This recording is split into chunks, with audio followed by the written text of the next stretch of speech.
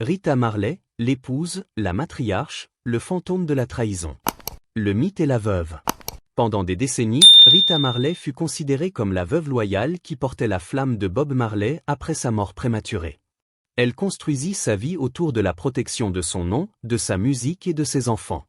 Elle fut l'ancre d'un empire, le visage de la dignité, la gardienne d'un héritage qui est devenu bien plus grand que l'homme lui-même. Mais derrière cette image de force, se cachait une femme hantée par des rumeurs, des murmures selon lesquels la vie amoureuse de son mari avait laissé des cicatrices bien plus profondes que le public ne l'avait jamais imaginé. Lorsque les décennies passèrent et qu'un test ADN révéla l'existence d'un enfant secret, le monde soigneusement préservé de Rita commença à s'effondrer, et avec lui l'unité fragile de la famille Marley. Ce ne fut pas seulement un séisme juridique, mais un séisme personnel, qui rouvrit des blessures que Rita avait tenté de guérir en silence toute sa vie. L'union compliquée, le mariage, la célébrité et les premières fissures. Lorsque Bob Marley épousa Alpha Rita Anderson le 10 février 1966, peu auraient pu imaginer la tempête qui les attendait. Il n'était pas encore le prophète mondial du reggae, seulement un jeune homme avec de l'ambition, une guitare et une foi tournée vers le rastafarisme. Leur mariage, béni dans l'église orthodoxe éthiopienne, symbolisait un lien censé être spirituel, indestructible et éternel. Mais dès le début, des fissures apparurent sous la surface. La vision de l'amour et de la liberté de Bob, façonnée par les idéaux Rastafari, ne se traduisait pas toujours par la fidélité à la maison. L'idéologie de la liberté l'emportait sur les conventions conjugales. Ce que Rita pensait être un partenariat d'égal à égal se transforma en une épreuve d'endurance. À la fin des années 1960 et au début des années 1970, la vie avec Bob fut marquée autant par la difficulté que par l'espoir. L'argent manquait, l'industrie musicale était impitoyable et la Jamaïque oscillait entre pauvreté endémique et agitation politique. Le couple vivait dans une précarité qui aurait brisé n'importe qui. Rita vendait des disques dans les rues, parfois même de la nourriture, simplement pour aider à maintenir leur petit foyer à flot.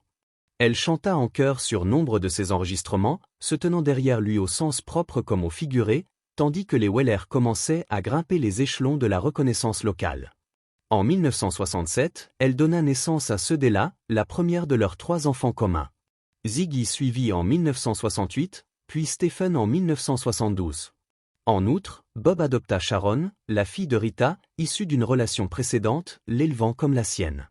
Mais à mesure que la célébrité de Bob grandissait, les tensions dans leur mariage s'intensifièrent.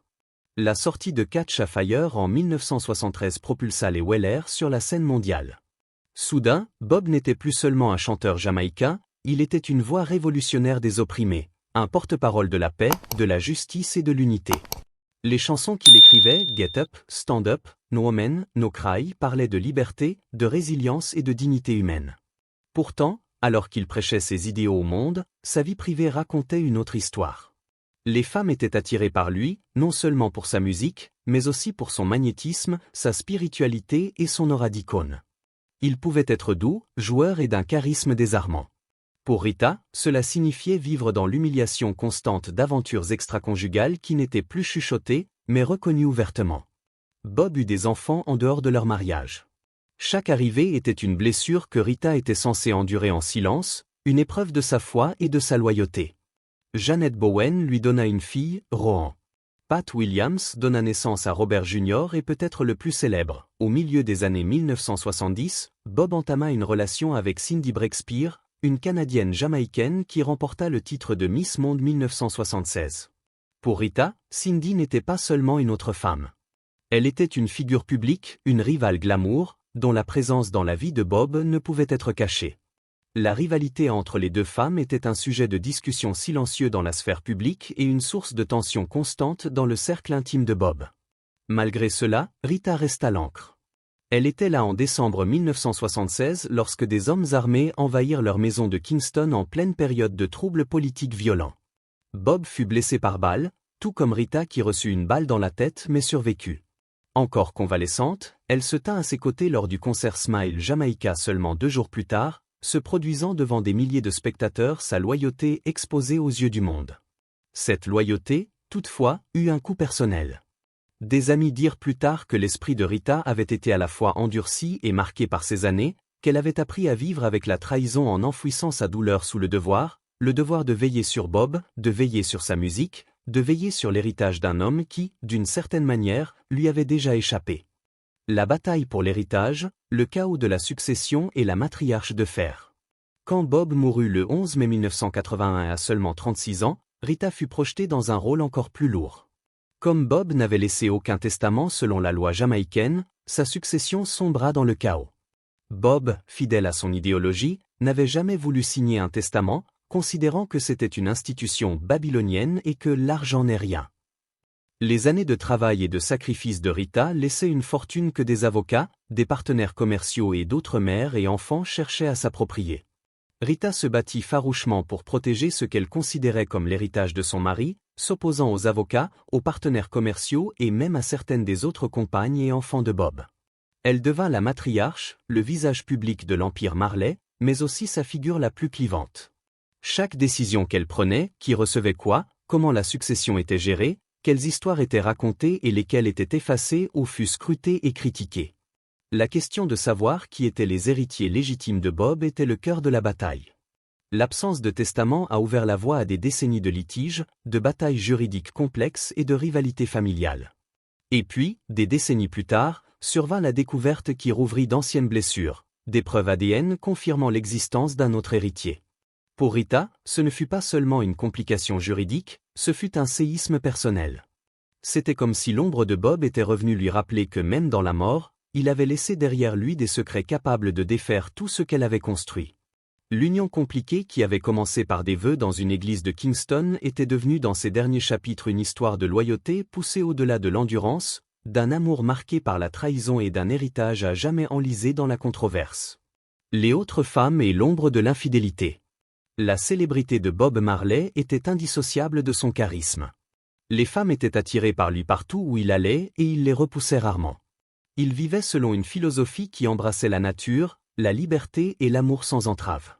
Rita le savait et bien qu'elle ait souvent tenté d'ignorer cette réalité, elle ne pouvait y échapper. Le fait qu'il y ait des relations extraconjugales n'était un secret pour personne. Ce qui était moins connu, c'était le nombre de ces relations et les enfants qui en étaient issus. Au milieu des années 1970, Bob entretenait des relations avec plusieurs femmes dont beaucoup donnèrent naissance à ses enfants. Il y eut Janet Hunt, avec qui il eut Rohan en 1972. Janet Bowen, la mère de Karen, née en 1973. Cindy Breakspear, un mannequin canadien couronné Miss Monde 1976, donna naissance à Damian Marley en 1978. Chaque nouvel enfant compliquait la situation, car Bob leur témoignait de l'affection tout en laissant à Rita la responsabilité de maintenir l'unité fragile d'une famille grandissante et non conventionnelle.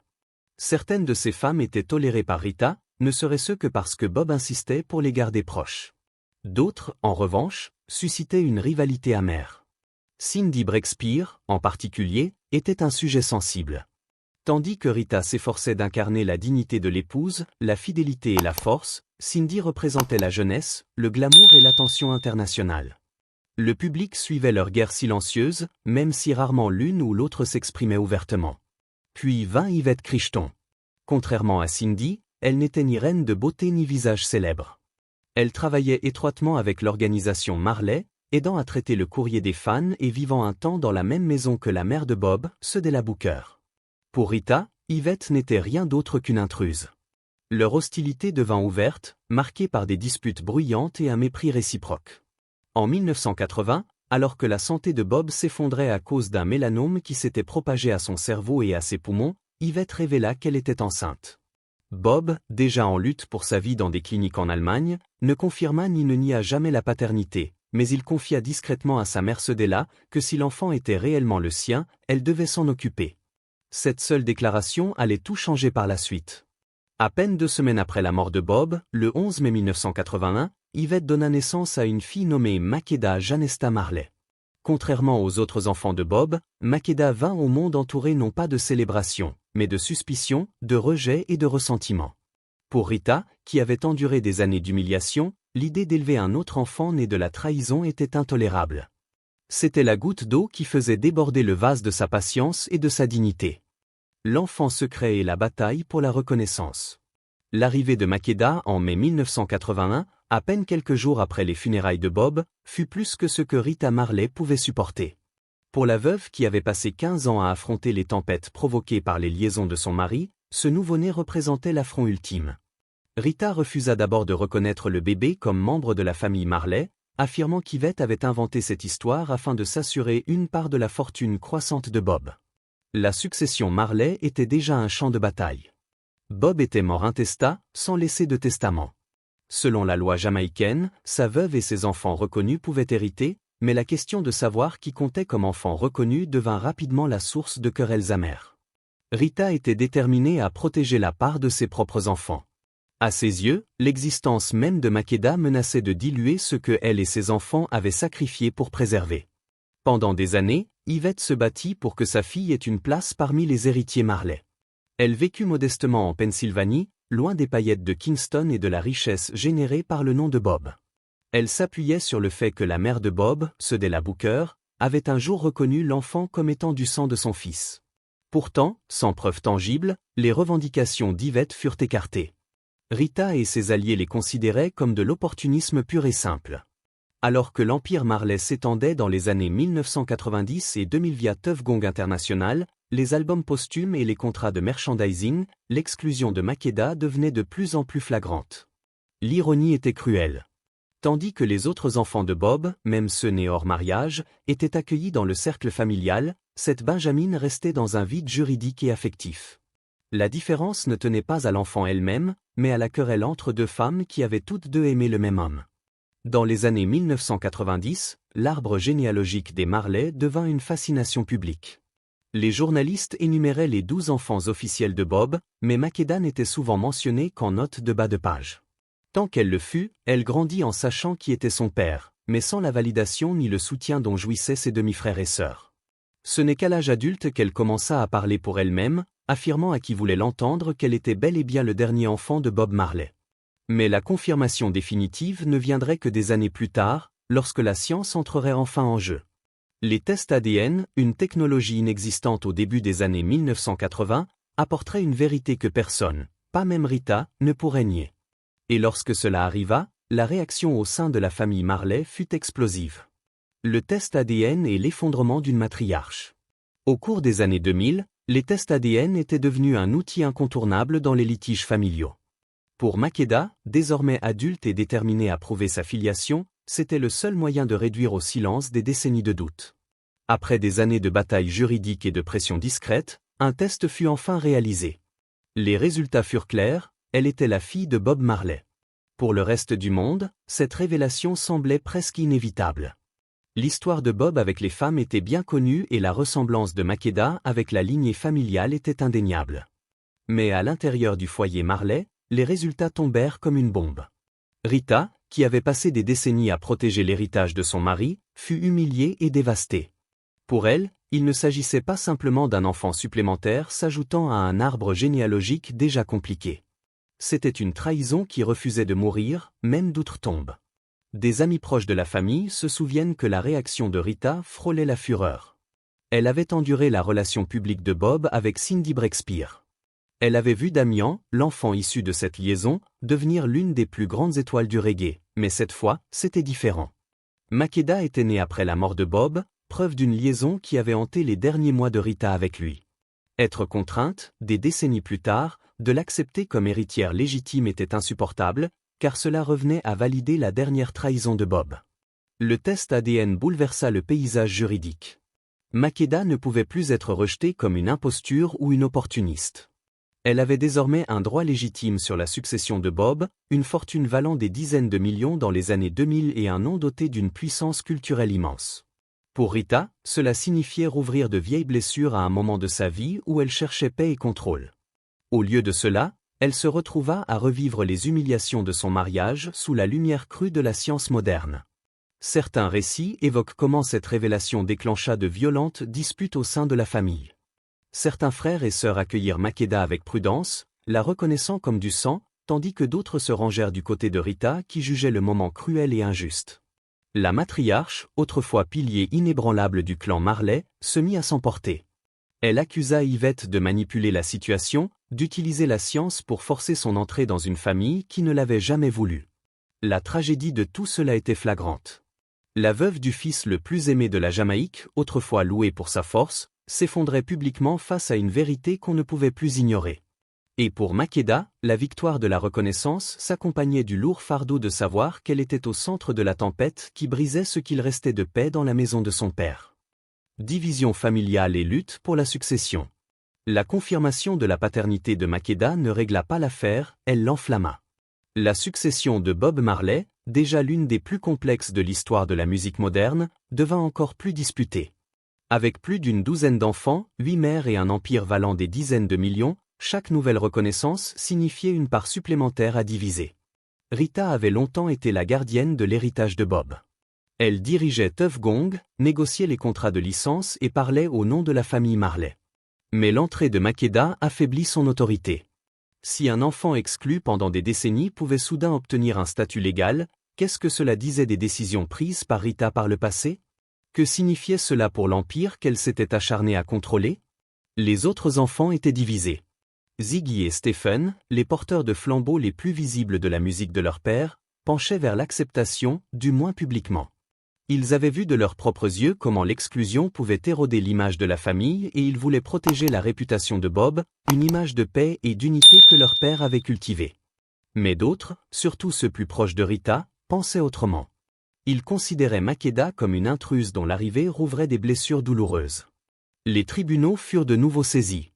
La revendication légale de Makeda, soutenue par l'ADN, était impossible à ignorer. Pourtant, la reconnaissance financière ne se traduisait pas automatiquement par une acceptation familiale. Elle se retrouva à la marge, légitime sur le papier, mais isolée dans la pratique. Ses frères et sœurs avaient grandi sous les projecteurs Marley, chantant, enregistrant et portant le flambeau du reggae à travers le monde. Makeda, elle, avait grandi dans l'ombre avec pour seul lien au patrimoine Marley la persévérance de sa mère Yvette. La lutte pour l'héritage mit en lumière des vérités plus profondes sur la famille. La décision de Bob de ne pas laisser de testament avait imposé un fardeau insupportable à ceux qu'il laissait derrière lui. En cherchant à répandre son amour largement de son vivant, il avait laissé des fractures qui s'élargissaient avec le temps. L'affaire Makeda n'en était que le rappel le plus criant. Il ne s'agissait pas seulement d'argent, mais de savoir qui avait le droit de revendiquer le sang, le nom et l'héritage de Bob. Pour Rita, la bataille devint personnelle. Elle voyait son rôle non seulement comme la préservation de la succession de Bob, mais aussi comme la défense de sa propre dignité. Pour elle, la reconnaissance de Makeda n'était pas un simple fait neutre, c'était une accusation contre son mariage. La preuve que ses années de loyauté avaient été récompensées par la trahison. Elle ne put cacher son amertume et son image publique commença à changer. Ce qui autrefois la faisait paraître forte la fit désormais paraître vindicative, s'accrochant au contrôle d'une famille qui lui échappait peu à peu. Alors que les batailles successorales s'éternisaient jusque dans les années 2010, le nom de Makeda resta un sujet brûlant. Pour certains, elle était le symbole d'une justice enfin rendue. Pour d'autres, elle représentait le fantôme des erreurs de Bob, ravivé par une technologie qu'il n'avait jamais connue de son vivant. La tragédie durable et l'héritage de la révélation ADN. Lorsque la poussière retomba, la famille Marley était plus fracturée que jamais. La révélation ADN avait offert à Makeda la validation qu'elle avait recherchée pendant des décennies, mais à un prix qui ne pourrait jamais être remboursé. Elle avait gagné son nom, mais perdu tout espoir d'unité. L'enfant que Bob n'avait jamais connu devint le symbole d'une vérité trop douloureuse pour que sa veuve puisse l'accepter. Rita, autrefois la matriarche de fer, devint de plus en plus isolée. Pour les étrangers, elle restait la gardienne de la musique de Bob. Mais ceux qui regardaient de plus près voyaient une femme hantée par la trahison. Des amis murmuraient qu'elle se sentait moquée par le destin, que le dernier chapitre de son mariage avait été écrit non pas dans l'amour ou la loyauté, mais dans l'humiliation. Pour une femme qui avait enduré les liaisons, les ragots et le défilé sans fin de rivales, la reconnaissance de Makeda fut le coup final qui laissa son esprit vacillant. Pendant ce temps, Makeda elle-même n'embrassa jamais pleinement l'empire Marley. Bien que son ADN la plaçât sans conteste dans la lignée, elle vécut loin des projecteurs. Contrairement à Damian, Ziggy ou Stephen, elle ne bâtit jamais de carrière sur le nom de son père. Elle porta plutôt le fardeau d'être à la fois reconnue et rejetée, liée à un héritage qui lui apportait bien peu de chaleur en retour. La tragédie du test ADN ne résidait pas dans la science, mais dans les personnes qu'il mit à nu. Il confirma ce que beaucoup soupçonnaient déjà, que la passion de Bob Marley pour les femmes et la vie ne pouvait être contenue dans les limites du mariage. Mais il révéla aussi le coût humain de ses choix, une veuve brisée par le poids de la trahison, des enfants divisés par la loyauté et la suspicion, et une fille reconnue trop tard pour se sentir véritablement accueillie. Au final, le nom Marley continua de briller à travers le monde, sa musique unissant les générations, même si la famille derrière lui restait marquée par les secrets. Et au cœur de tout cela se trouvait Rita, une femme qui avait donné sa vie à la vision de Bob, pour finalement se voir s'effondrer lorsque la vérité la rattrapa, une vérité dont les racines étaient aussi profondes que les idéaux Rastafari que son mari avait si passionnément défendus. Les chansons de Bob Marley parlèrent d'amour, de liberté et d'unité, mais sa propre famille resta déchirée par les vérités qu'il n'avait jamais réglées de son vivant. Pensez-vous que Rita avait raison de résister à la reconnaissance de Makeda ou aurait-elle dû l'accueillir comme une pièce supplémentaire de l'héritage compliqué de Bob? Partagez vos réflexions ci-dessous et n'oubliez pas de liker et de vous abonner pour plus d'histoires inédites.